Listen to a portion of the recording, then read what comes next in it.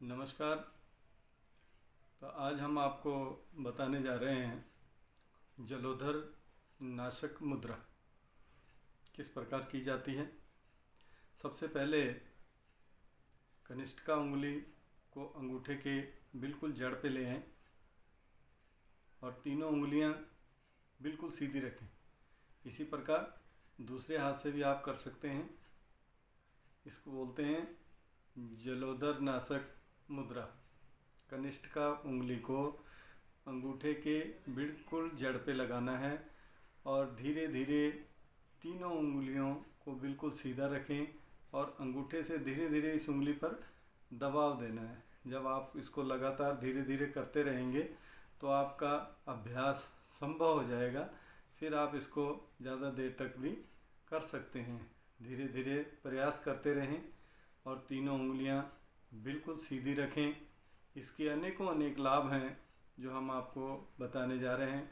सर्वप्रथम जल तत्व की अधिकता में होने वाले रोग, जिस प्रकार से सूजन, जलोदर आदि में विशेष लाभ मिलता है।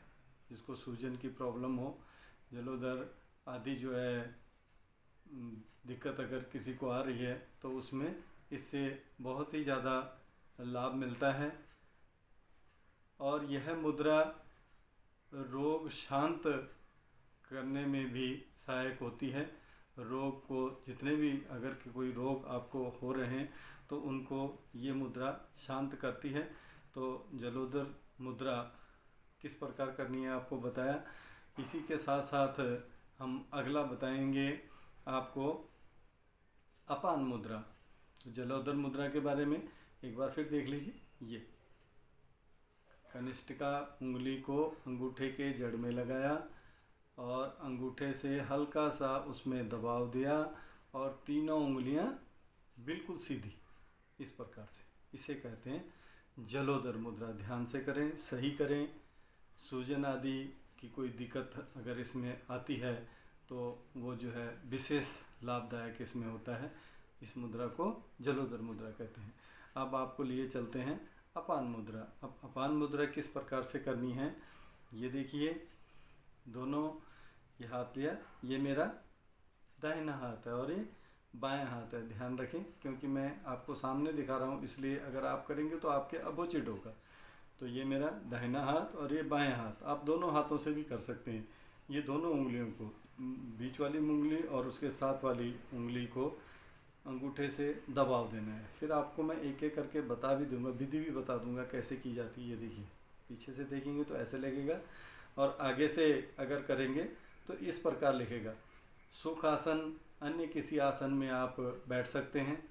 दोनों हाथ घुटनों की हथेलियाँ घुटनों के ऊपर रख के और हथेलियाँ ऊपर की ओर। रीढ़ की हड्डी आप बिल्कुल सीधी रखेंगे। बार बार मैं हर मुद्रा में बताता हूँ कि जब आप किसी भी आसन में बैठते हैं तो आपकी रीढ़ की हड्डी जो है वो बिल्कुल सीधी रहनी चाहिए।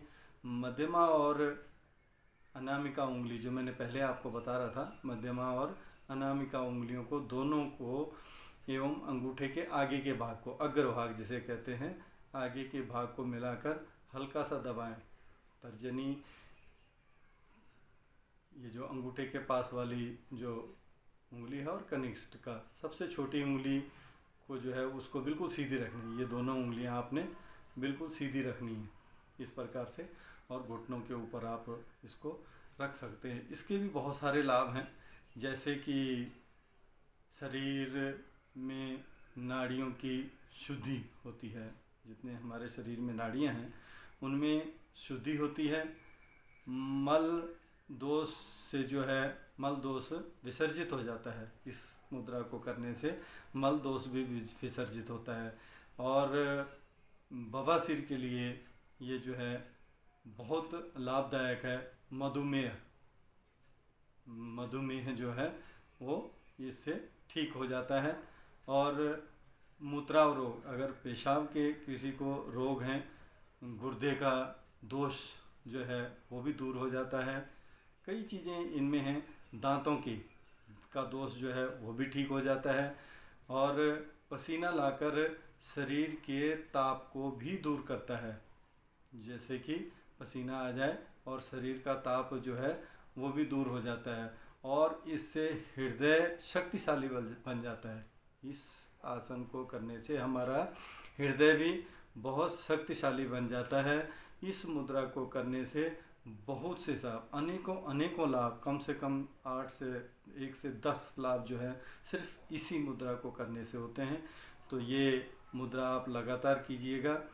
मुद्राएं आपको हर बार हर रोज़ अलग मुद्राओं के बारे में जानकारी दे रहे हैं। जिस प्रकार अगर आपको नहीं पता लगता तो कोशिश करिए, ध्यान दीजिए कि आपको किस प्रकार से अकेला अकेला बताया गया है, आपको साथ साथ बताएंगे। वैसे आपको अगर नहीं पता लगता तो आप फ़ोन पे पूछ सकते हैं। आपको जो वीडियो देखते हैं उसमें कमेंट्स जब करते हैं उसमें आप बता सकते हैं कि हमें इस चीज़ का पता नहीं लगा, हमें दोबारा बता दीजिए। तो आपको दोबारा भी इस चीज़ की जानकारी दी जाएगी।